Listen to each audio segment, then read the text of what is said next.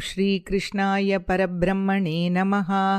अथ श्रीमन्नारायणीयं सप्तविंशं दशकम् अमृतमथने कूर्मावतारवर्णनम्। दुर्वासासुरवनिताप्तदिव्यमाल्यं शक्राय स्वयमुपदाय तत्र भूयः नागेन्द्रप्रतिमृदिते शशापशक्रम् काक्षान्तिस्त्वदितरदेवतांशजानां शापेन प्रतितजरेत निर्जरेन्द्रे देवेष्वप्यसुरजितेषु निष्प्रभेषु शर्वाध्या कमलजमेत्य सर्वदेवा निर्वाणप्रभवसमं भवन्तमापुः।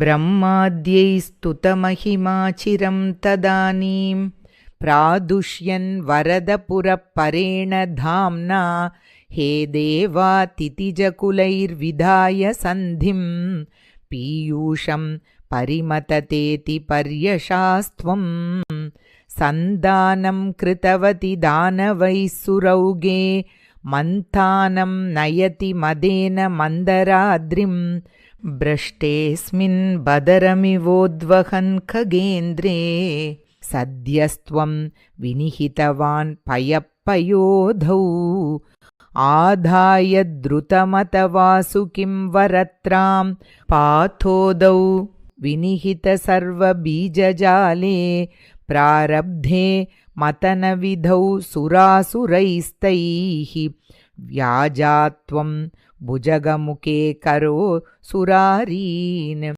क्षुब्धाद्रौ क्षुभितजलोदरे तदानीं दुग्धाब्धौ गुरुतरभारतो निमग्ने देवेषु व्यतिततमेषु तत्प्रियैषी प्राणैषी कमटतनुं कठोरपृष्ठां वज्रातिस्थिरतरकर्परेण विष्णु विस्तारात् परिगतलक्षयोजनेन अम्बोधे कुहरगतेन वर्ष्मणा त्वं निर्मग्नं क्षितिधरनाथम् उन्निनेत उन्मग्ने झटिति तदा धराधरेन्द्रे निर्मेतुर्दृढमिह सम्मदेन सर्वे आविश्य द्वितयगणेऽपि सर्पराजे वैवश्यं परिशमयन् अविवृदस्तान्